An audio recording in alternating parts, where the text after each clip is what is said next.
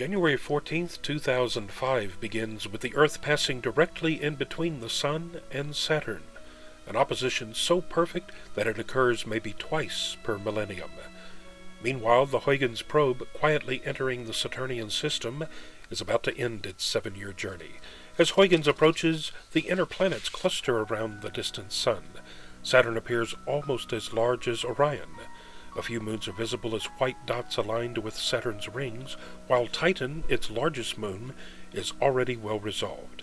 Huygens is destined for Titan, a mysterious world larger than the planet Mercury and shrouded by a thick brownish-orange atmosphere. The details of its surface have never been seen. Huygens' speed increases to near 6 kilometers per second, and Titan's disk quickly obscures our view of Saturn and its more intimate moons.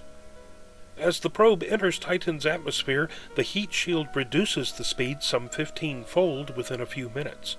The main parachute reduces the speed further.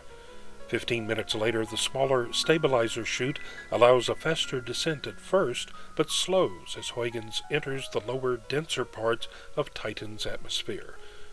Huygens is approaching a dark valley between brighter, hilly regions. Beyond the hills to the left, 2 dark parallel lines appear, which are later discovered to be part of a vast system of dunes which surrounds the moon. At 21 kilometers altitude, the probe moves through a thin haze layer as seen on the horizon. The bright area near the center top is the glow of Titan's haze illuminated by the sun. A complicated system of drainage channels, some hundreds of meters wide and kilometers long, are seen cut into the hillside. These are probably the result of runoff from methane rain. Stereographic imagery reveals hills to the left to be perhaps a few hundred meters tall, while features in the valley are tens of meters in height. For most of the descent, the probe travels eastward above Titan's surface. However, below 7 kilometers altitude, the motion reverses into a backward westward motion. It reverses again at 1 kilometer altitude, and we move slowly southeastward. Hang on, as Huygens lands on Titan's surface near a water ice outcropping ridge.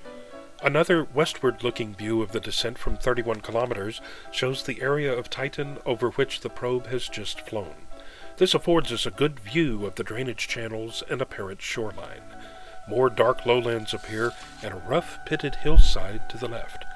Spectra of the surface suggest that the bright areas are water ice, and the darker areas are a type of hydrocarbon mixture that has never been produced in the laboratory. The small white dot in the lower center part of scene tracks our progress over Titan's surface. We see the reversal in direction at 7 kilometers altitude, and we fly over the ridge near where we will land. As we approach the surface, our perspective brings the topography to life. We see that although there are rivers and a shoreline, the basin is dry. Below, there are distinct signs of erosion which crafted the rugged ridgeline. Huygens sinks into one of these gullies. We experience a relatively soft landing on Titan's surface.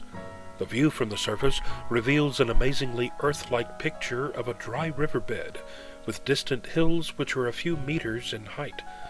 Some seconds after impact, the shadow of Huygens' parachute drifts across the scene. The heat from the surface science lamp in the probe's skin vaporizes methane from Titan's surface, which is about 180 centigrade degrees below freezing.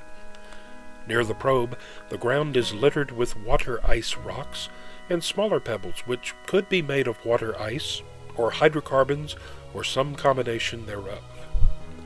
Although we now know more than ever about this mysterious world, many questions remain unanswered. Where is the vast reservoir of liquid methane necessary to replenish the atmosphere? Where and how often does it rain on Titan? How does the methane get recirculated into the atmosphere? What materials make up the surface? What processes create and shape the hills, dunes, and valleys?